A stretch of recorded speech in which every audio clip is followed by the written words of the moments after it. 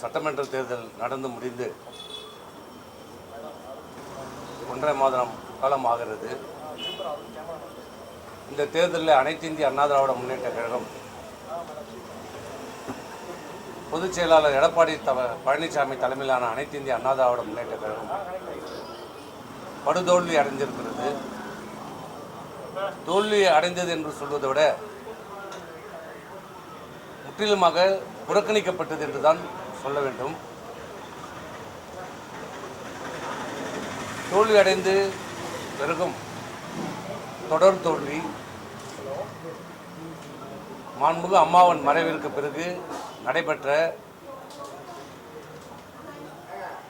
எடப்பாடி பழனிசாமி அவர்கள் முதலமைச்சராக பொறுப்பேற்று அதன் பிறகு ஒருங்கிணைப்பாளர், இணை ஒருங்கிணைப்பாளர்,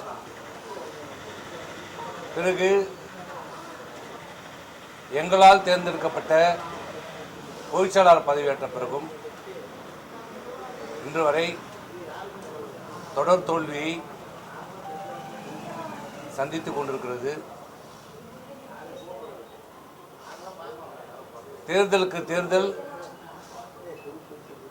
கழகத்துடைய வாக்கு சதவீதம் குறைந்து கொண்டே வருகிறது.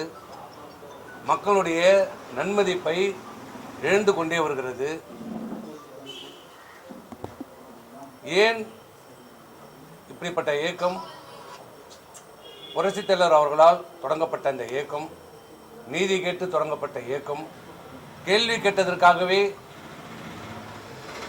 திமுகவிலிருந்து வெளியேற்றப்பட்ட புரட்சித் தலைவர் நியாயம் கேட்டு நீதி கேட்டு தொடங்கப்பட்ட ஒரு இயக்கம். இன்றைக்கு அந்த இயக்கத்துடைய நிலைமை எப்படி இருக்கிறது என்பதை இன்றைக்கு அனைவரும் பார்த்து கொண்டிருக்கிறோம். எந்த ஒரு இயக்கம் கேள்வி கேட்டதற்காக தொடங்கப்பட்ட இயக்கம் இன்றைக்கு அந்த இயக்கத்திலே யாரும் கேள்வி கேட்கக்கூடாது,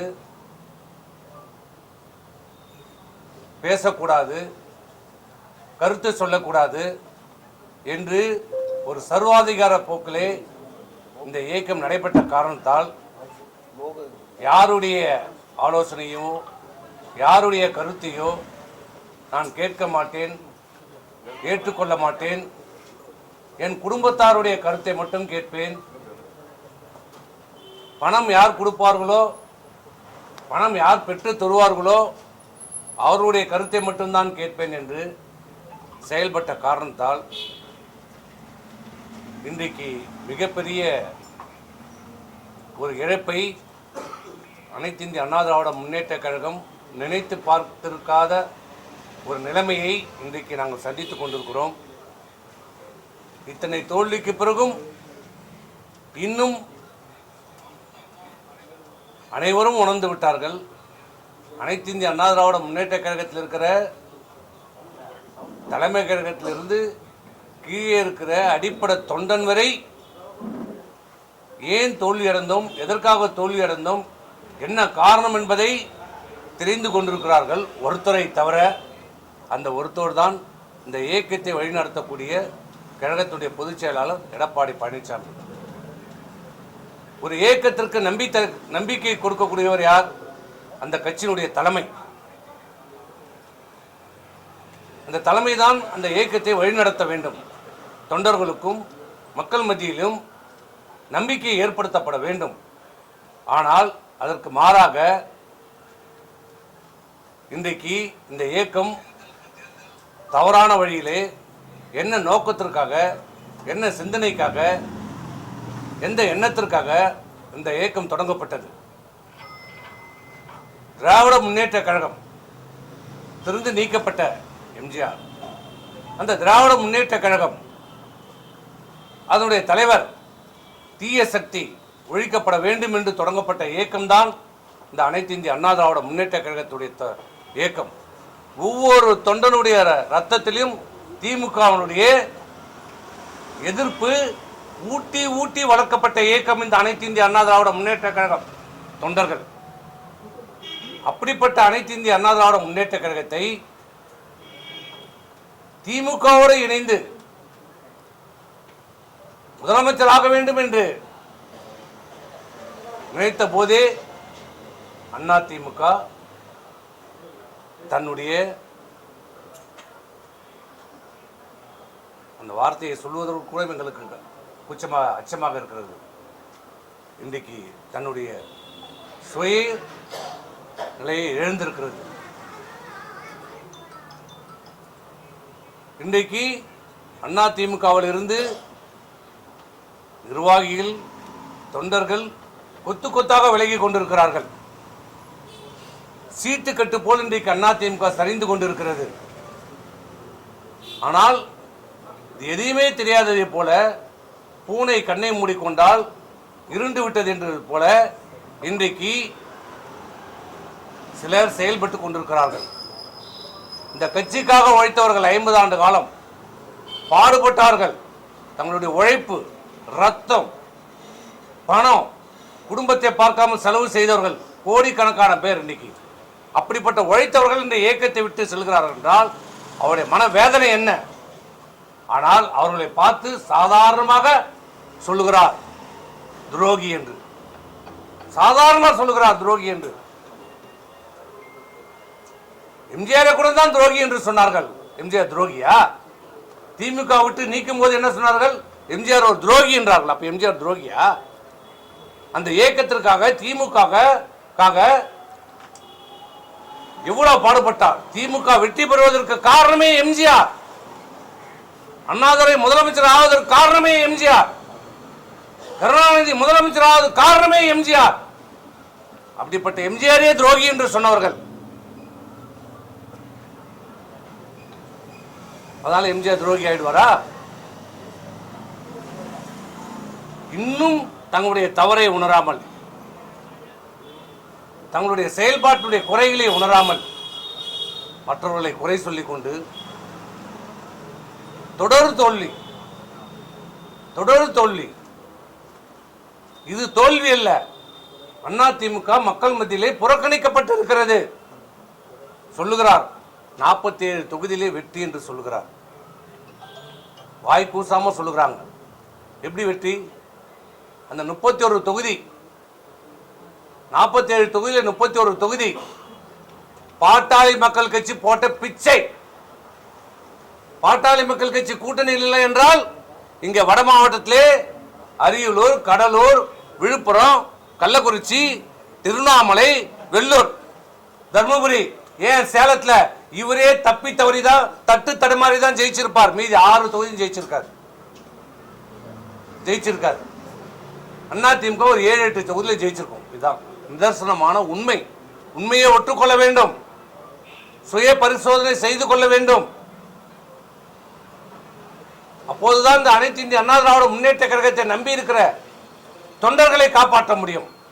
இந்த இயக்கத்தை இன்னும் நம்பி இருக்கிற மக்கள், அதிமுக இருக்க வேண்டும், மக்களுக்காக உழைக்க வேண்டும், சிறந்த எதிர்க்கட்சியாக செயல்பட வேண்டும் என்று இன்னும் நம்பிக்கொண்டிருக்கிறார்கள். அப்படிப்பட்ட மக்களுக்கும் தொண்டர்களுக்கும் இப்போதாவது, காலம் கடந்த பிறகாவது தங்களுடைய தவறுகளை உணர்ந்து திட்டமிட்டோ திட்டமிடாமலையோ நடந்த தவறுகளை சரி செய்வதை செய்யப்பட வேண்டும். இந்த 2 வாரமாக சொன்னார்கள் மீண்டும் எல்லாரும் இணைந்து செயல்படலாம் என்று. ஆனால் எந்த நடவடிக்கையும் இல்லை. இன்றைக்கு என்ன நடந்து கொண்டிருக்கிறது? தினந்தோறும் அதிமுகவுடைய நிர்வாகிகள், இந்த கட்சிக்காக உழைத்தவர்கள் இந்த இயக்கத்தை விட்டு போய்கொண்டிருக்கிறார்கள். காரணம் என்ன? என்ன காரணம்? என்ன குறை சொல்கிறார்கள்?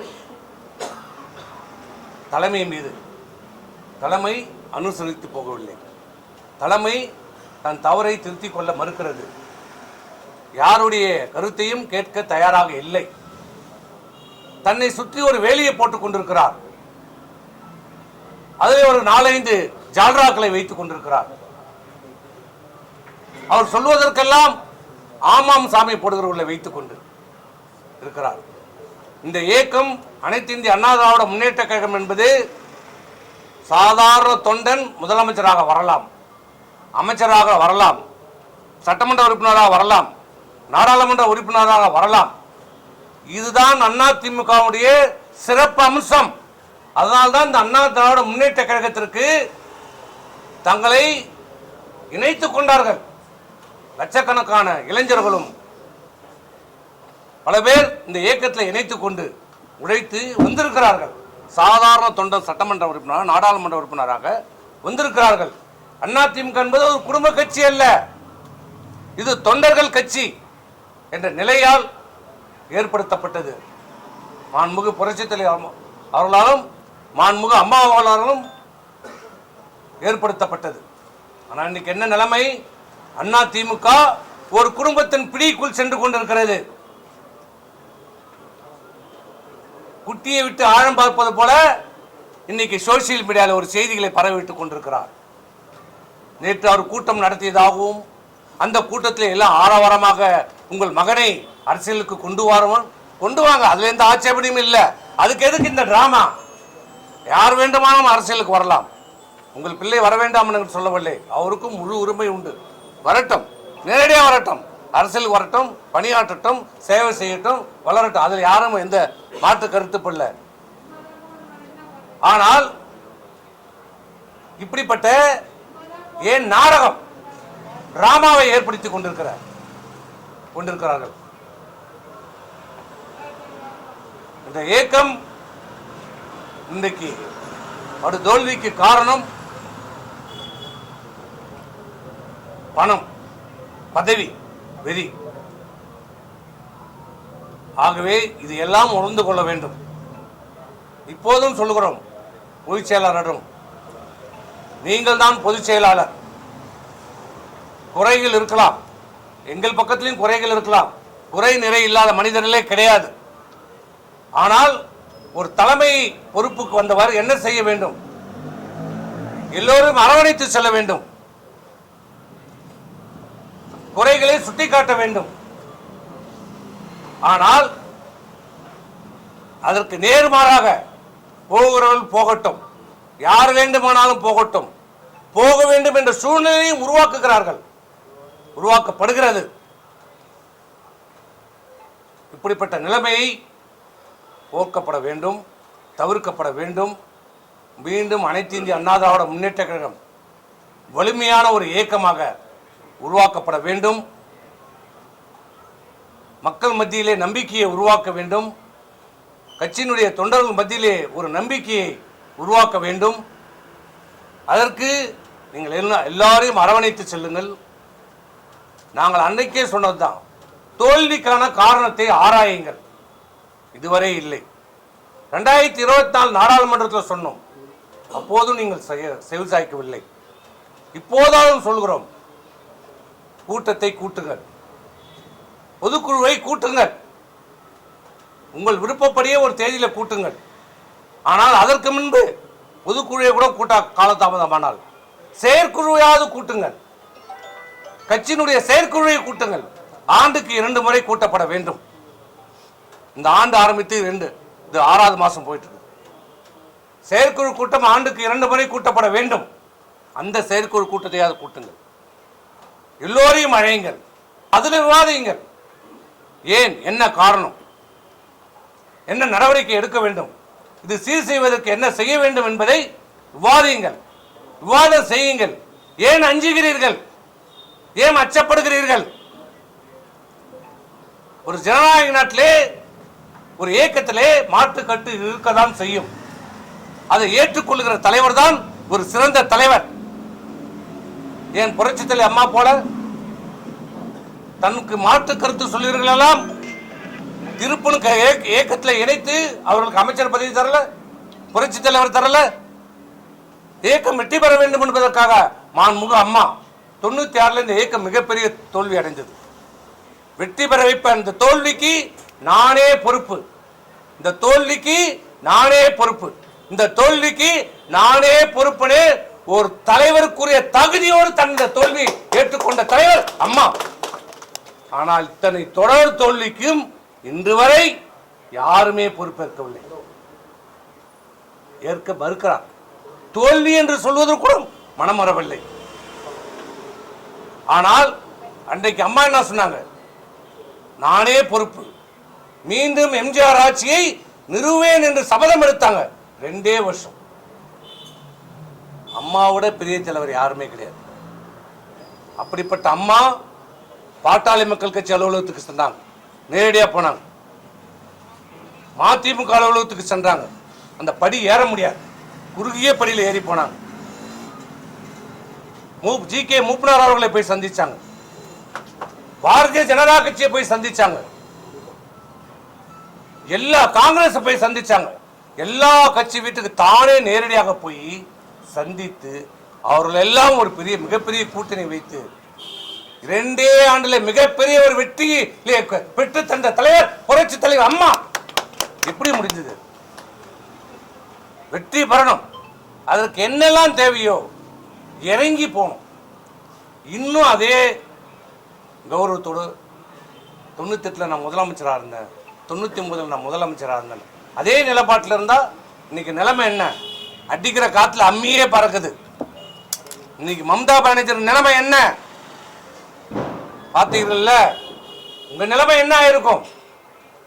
2 நாள் அன்றைக்கு சரியா இருந்தது, உங்க நிலைமை என்ன? நிலைமை இன்னும் ஒன்றும் மாறல. கனவு உலகத்தில் இருக்காதீங்க, வெளியில வாங்க, உண்மையை உணருங்க, உணர்ந்து செயல்படுங்க, இந்த இயக்கத்தை காப்பாத்துங்க, அண்ணா திமுகவை காப்பாத்துங்க. மீண்டும் சொல்றோம்,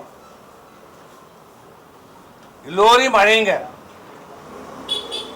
வருகிறோம், கலந்து பேசுங்க, நடவடிக்கை எடுங்க, திருத்துங்க, சரியான பாதைக்கு கொண்டு செல்வதற்கான வழிமுறைகளை கலந்து பேசி முடிவெடுங்க. கூட்டத்தை கூட்டுங்க. ஏன் தயங்குறீங்க? நாங்க என்ன விரோதிகளா, பகைகிறவங்களா? ஏற்கனவே நம்ம எல்லாம் சாதாரண ரூம்ல பேசிக்கலையா? மாற்று கருத்தை பேசிக்கலையா? பேசுனது இல்லையா? பிறகு நீங்க சொன்ன கருத்தை நாங்க ஏத்துக்கணும் போனது இல்லையா? போயிருக்கிறோம்ல. இந்த 8 வருஷமா அதான நடந்திருக்கிறது. ஒவ்வொரு முறையும் உங்களிடம் நாங்கள் மாற்று கருத்தை சொல்லுவோம், இது சரியில்லை சரியில்லைன்னு. பிறகு கடைசியா நீங்க எது சொன்னாலும் செய்தி எங்களை சமாதானப்படுத்தி நீங்க சொன்ன கருத்தை நாங்கள் ஏற்றுன்னு தானே போயிருக்கிறோம். இனி வரைக்கும் போனோம். நீங்க எப்போ திமுகவோட போகணும்னு சொன்ன ஒண்ணுதான் அந்த கருத்து. பிறகு இதுக்கு மேல் உடன்பட முடியாது என்றுதான் நாங்கள் வெளியே வந்தோம். உங்க கருத்துக்கு உடன்படலை. அதை தவிர்த்து இந்த 8 ஆண்டு காலம் நீங்க சொன்ன அனைத்து கருத்தையும் நாங்கள் ஏற்றிருக்கிறோம், செயல்படுத்தி இருக்கிறோம்.